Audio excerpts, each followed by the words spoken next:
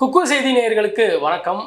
இன்னைக்கு இந்த தொகுப்புல நம்ம என்ன பார்க்க போறோம் அப்படின்னா, அண்ணா பல்கலைக்கழக மாணவிக்கு பாலியல் வன்கொடுமை கொடுத்த ஞானசேகரனுக்கு இன்னைக்கு தீர்ப்பு வழங்கப்பட்டதா செய்திகள் பரவலா வந்திருக்கு. என்ன தீர்ப்பு வழங்கப்பட்டிருக்கு, ஞானசேகரன் குற்றவாளியா குற்றவாளி இல்லையா அப்படின்ற தீர்ப்பு இன்று வெளியாயிருக்கு. அதை விட முக்கியமானது, யார் இந்த சார் அப்படின்ற கேள்விக்கு இன்னும் நமக்கு விடை தெரியல. அப்போ ஞானசேகரன் யார், அவனுக்கு பின்னால் என்ன இருக்கு, எப்படி இந்த குற்றம் நடந்திருக்கு, அவனுக்கு என்ன தீர்ப்பு இன்னைக்கு வழங்கப்பட்டிருக்கு அப்படின்றத இந்த காணொலியில தெளிவா பார்க்க இருக்கிறோம். வாங்க காணொலிக்குள்ள போகலாம்.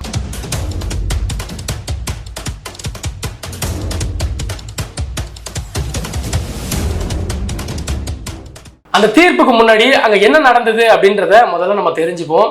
அண்ணா பல்கலைக்கழக 2ஆம் ஆண்டு மாணவியாக பொறியியல் பட்டம் படித்து வந்த மாணவிதான் அந்த நபர்.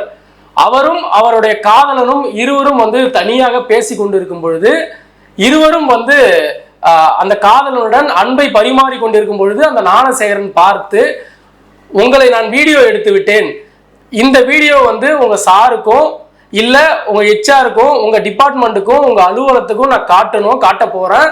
அப்படி நான் காட்ட வேண்டாம் அப்படின்னா நான் சொல்றதை நீங்க செய்யணும் அப்படின்னு சொல்லிட்டு அந்த ஞானசேகரன் அந்த பெண்ணை மிரட்டி இருக்கான். மிரட்டிட்டு முதல்ல அந்த காதலனை கூப்பிட்டு, இதெல்லாம் உங்க அப்பாவுக்கு உன் நிர்வாகத்துக்கு அனுப்பிவிட்டு உன்னோட டிசியை கிழிக்கிட்டுமா, இல்லை அந்த பொண்ணை என் கூட நான் சொல்ற மாதிரி செய்ய சொல்றியா அப்படின்னு சொல்லிட்டு அந்த ஞானசேகரன் அந்த காதலனிட கேட்டிருக்கான். அந்த காதலன் போயிட்டு அவன் காதலியை அனுப்பிவிட்டு அந்த காதலி கிட்ட இந்த ஞானசேகரன் பேசுறான், உங்க அப்பா கிட்ட சொல்லிடுவேன், உங்க நிர்வாகத்திட்ட சொல்லிடுவேன், இந்த நிர்வாகத்துல நான் சொன்னேன் அப்படின்னா உங்க 2 பேர் டிசியும் கிழிச்சு உங்களை வீட்டுக்கு அனுப்பிடுவாங்க அப்படின்னு சொல்லிட்டு அந்த ஞானசேகரன் மிரட்டி இருக்கான்.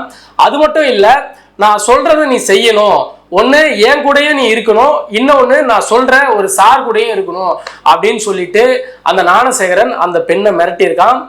ஆனா இது வரைக்கும் யார் அந்த சார் அப்படின்னு சொல்லிட்டு பல்வேறு சமூக வலைதளங்கள்ல கேட்கப்பட்டிருந்தது, சட்டமன்றங்கள்ல கேட்கப்பட்டிருந்தது, எதிர்கட்சி தலைவர்கள் கேட்கப்பட்டிருந்தாங்க, மக்கள் மாணவர்கள் அனைவரும் கேட்டாங்க யார் அந்த சார் அப்படின்னு சொல்லிட்டு. இன்று வரைக்கும் அந்த திமுக அரசு யார் அந்த சார் அப்படின்றத இன்னும் நமக்கு கண்டுபிடிச்சு கொடுக்கல. ஆனா முழு குற்றவாளியா ஞானசேகரனை அறிவிச்சிருக்காங்க. அந்த ஞானசேகரன் அந்த காணொலிய அந்த பெண்ணுக்கு எடுத்து, அவன் பாலுணர்வு அந்த பெண்ணோட வச்சிருந்து அந்த வீடியோவும் எடுத்து, அந்த முத்தமிட்ட காட்சியையும் எடுத்து, உங்க நிர்வாகத்துக்கும் அனுப்பிடுவேன், உங்க அப்பாவுக்கும் அனுப்பிடுவேன், நான் சொல்றதுதான் நீ செய்யணும், 2 நாள் கழிச்சு நான் திரும்பவும் உன்னை கூப்பிடுவேன், நீ என்னை சந்திக்கணும், நீ என் கூட தொடர்ச்சியா இருக்கணும் அப்படின்னு சொல்லிட்டு அந்த பெண்ணோடைய உடலுறவா இருந்த அந்த காணொலியை எடுத்துக்கிட்டு அந்த பெண்ணை தொடர்ச்சியா ஞானசேகரன் மிரட்டி இருக்கான். தொடர்ச்சியா அந்த பெண்ணுக்கு இந்த ஒரு வன்கொடுமை நடந்த பிறகு அந்த பெண் மகளிர் காவல் நிலையத்துல புகார் அளிச்சிருக்காங்க. அந்த புகாரை எடுத்த மகளிர் காவல் நிலையம் உடனடியாக ஞானசேகரனை கூப்பிட்டு அவங்க அந்த புகாரை எடுத்து அவனை வழக்கு பதிவு பண்ணி கைதும் பண்ணியிருக்காங்க. கிட்டத்தட்ட 5 மாதங்களா அந்த புகாரை விசாரித்து அவனை சிறையில் அடைச்சி அவனை விசாரிச்சு வந்துட்டு இருந்திருக்காங்க. இன்று அவனுக்கு கடைசி இறுதி தீர்ப்பா கொடுக்கப்படும் அப்படின்னு சொல்லிட்டு ஒரு தகவல்கள் வெளியாகி இருந்தது. அந்த தகவல்கள்ல பல செய்திகளும் நமக்கு வெளிவந்திருக்கு. அந்த தகவல் என்ன, அந்த தீர்ப்பு என்ன அப்படின்றத நம்ம இந்த காணொலியில முழுசா பார்க்கலாம். அந்த தகவல் என்ன அப்படின்னா, ஞானசேகரனுக்கு அவன் குடும்பம் அவங்க தாய் மிகவும் வயதானவர், ரொம்ப கஷ்டப்படுறாங்க, நான் வியாபாரம் பண்றேன், பிரியாணி கடை வச்சிருக்கேன், அந்த பிரியாணி கடையில எனக்கு லாஸ் ஆயிடுச்சு, என் குடும்பத்தை யாருமே பார்த்துக்க மாட்டாங்க அப்படின்னு சொல்லிட்டு அந்த தீர்ப்பு வர்றதுக்கு முன்னாடி அந்த நீதிபதி கிட்ட அந்த ஞானசேகரன் கதறி அழுதுருக்கான். அதற்கு அந்த நீதிபதி அவனுடைய அழுகையை பார்த்து ஒரு குறைஞ்சபட்ச தண்டனையா கொடுத்திருக்கிறாங்க. அந்த தண்டனையோட விவரம் ஜூன் 2ஆம் தேதி முழுமையாக வெளிவரும் அப்படின்னு சொல்லிட்டு அந்த தண்டனையை அறிவிச்சிருக்காங்க. அது மட்டும் இல்ல, முழு விவரமும் அதுல வரும். ஞானசேகரன் முழு குற்றவாளி அப்படின்னு சொல்லிட்டு இந்த நீதிமன்றம் அவனுக்கு வழக்கு தீர்ப்பு கொடுத்திருக்கு. இந்த தீர்ப்புல அந்த பாதிக்கப்பட்ட பெண்களின் பக்கம் இந்த தீர்ப்பு வெற்றி பெற்றிருக்குன்னே சொல்லலாம். கிட்டத்தட்ட நம்ம பொள்ளாச்சி வழக்கு ஒரு 6 ஆண்டு காலம் இழுத்து கொண்டு போயிருந்தாலும் இந்த தீர்ப்பு உடனடியாக நமக்கு கிடைச்சிருக்குன்னு கூட சொல்லலாம்.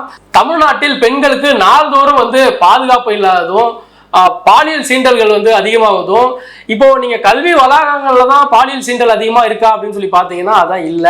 தொடர்ச்சியா திரைக்கூடங்கள்ல, பள்ளிக்கூடங்கள்ல, கல்லூரி கூடங்கள்ல, அலுவலகங்கள்ல வேலை செய்யற ஆட்களே வந்து இந்த மாதிரி செய்யறதும், கோவில்கள்ல, ரயில்கள்ல போன்ற பல்வேறு இடங்கள்ல இந்த பெண்களுக்கு பாலியல் தொந்தரவு தொடர்ச்சியா நடந்துகிட்டே இருக்கு.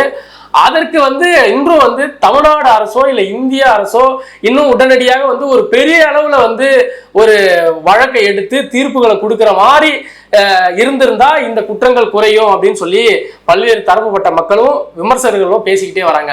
எந்த மாதிரி வழக்குகள், எந்த மாதிரி தீர்ப்புகள் கொடுத்தா நல்லா இருக்கும் அப்படின்னு சொல்லிட்டு அவங்க எதிர்பார்க்கறாங்க அப்படின்னு நம்ம பாக்குறோம். அப்படின்னா இப்போ அரபு நாடுகள்ல ஒரு பாலியல் குற்றங்கள்ல ஒருத்தர் செயல்பட்டா உடனடியாக நீங்க பார்த்திருப்பீங்க, பல காணொலிகள் நீங்க பார்த்திருப்பீங்க. அந்த காணொலிகள்லாம் அரபு நாடுகள்லாம் ஒரு பெண்ணை அவனுடைய அனுமதி இல்லாம தொட்டாலோ இல்ல வந்து அவளை பார்த்தாலோ அவங்க என்ன பண்ணுவாங்க அப்படின்னா நடு வீதியில வச்சு அவனை தலையை துண்டிக்கிறதும் அவனுடைய உடல் உறுப்புல இருக்கிற உயிர் உறுப்பை அறுக்கிறதுமான செயல்களை நம்ம பார்த்திருப்போம். இந்த மாதிரியான அதிகபட்ச தண்டனைகள் வந்து இந்தியாவில் இல்லாத காரணத்தினால் மட்டும்தான் இது நாளுக்கு நாள் அதிகரித்து வருகிறது அப்படின்றது ஒரு பக்கம் வந்து நம்ம குற்றச்சாட்டாவும் இருக்கு.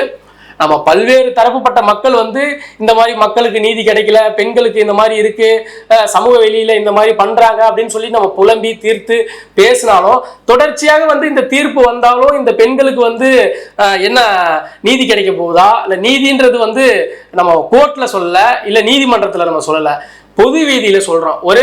ஒரு சாதாரண ஒரு பெண் ஒருவள் அந்த பெண்ணுக்கு வந்து ஒரு நடமாடும் பொழுது அவளுக்கு சுதந்திரம் கிடைக்கல அப்படின்னா, அவளை வந்து துன்புறுத்துறாங்க அப்படின்னா, பாலியல் ரீதியா சீன்றாங்க அப்படின்னா, நள்ளிரவில் வந்து ஒரு பெண் வந்து நடந்து போகும்பொழுது அவளுக்கு வந்து ஒரு பாதுகாப்பு இல்லைன்னா அவ எந்த மாதிரி ஒரு இந்த சமூகம் இருக்கு அப்படின்றத நம்ம வெக்கி தலை குனிகிற இடத்துலதான் நம்ம இருக்கோம்.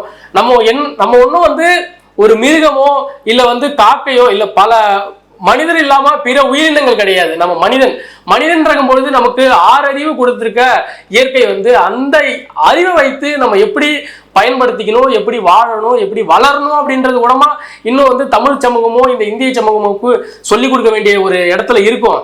நம்ம எல்லாருமே வந்து குறைந்தபட்ச கல்வியை எல்லாருமே படிச்சாச்சு, கத்துக்கிட்டாச்சு, தெரிஞ்சுக்கிட்டாச்சு.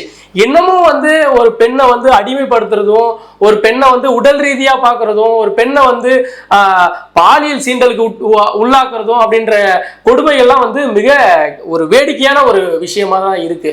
ஆனா இந்த மாதிரி வந்து பெண்களுக்கு நடக்கிறத தொடர்ச்சியா வந்து நம்ம கண்டிக்கணும், அதை ஸ்டாப் பண்ணணும் அப்படின்னா என்ன மாதிரி சில விரும்புவது, என்ன மாதிரி நபர்கள், என்ன மாதிரி ஒரு இளைஞர்கள், என்ன மாதிரி பத்திரிகையாளர் விரும்புறது என்ன அப்படின்னா அரபு நாடுகள் போன்று தண்டனைகள் வந்து இந்தியாவிலும் இருந்தா நல்லா இருக்கும் அப்படின்றதுதான்.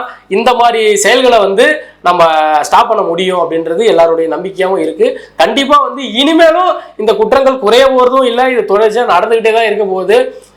கடைசியா வந்து ஜூன் 2ஆம் தேதி இந்த பெண்ணுக்கு வந்து முழுமையான தீர்ப்பு வரும். ஞானசேகரன் குற்றவாளிதான், அவனுடைய குற்றப்பத்திரிகை என்ன, அவனுடைய குற்றங்கள் என்னென்ன, எப்படிலாம் அவனை வந்து தண்டிக்க போகுது இந்த நீதிமன்றம் அப்படின்றத அந்த நீதிபதி வந்து ஜூன் 2ஆம் தேதி அதை வெளியிடுறேன் அப்படின்னு சொல்லியிருக்காங்க. கண்டிப்பா உங்களை மாதிரி நானும் வந்து எதிர்பார்த்துக்கிட்டே இருக்கேன், இந்த ஞானசேகரனுக்கு என்ன மாதிரி தீர்ப்பு வந்து கொடுக்க போறாங்க, எப்பேற்பட்ட தீர்ப்புகள்லாம் வழங்க போறாங்க அப்படின்றது ஜூன் 2ஆம் தேதி அனைவரும் நம்ம பொறுத்திருந்து பார்ப்போம். பல்வேறு தகவல்களோட மீண்டும் சந்திக்க இருக்கிறேன். நன்றி, வணக்கம்.